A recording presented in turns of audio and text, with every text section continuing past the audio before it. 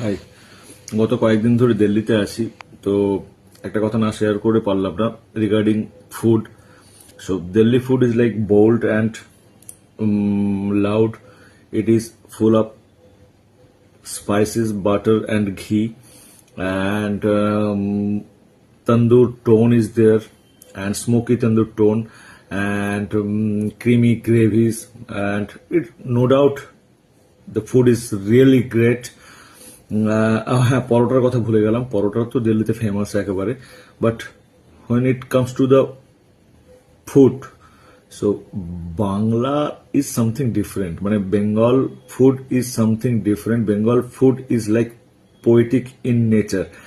It is not just a food, it's an emotion. ওই এতদিন বাদে বাড়ি ফিরবো, দুদিন বাদে সাদা ভাত, ডাল, পোস্ত, বিট মাছের ঝোল, বিট পাতলা মাটন কারি, বিট চিকেনের ঝোল. It is something else. ফুডের দিক থেকে ভাই কোনো কম্প্রোমাইজ হবে না.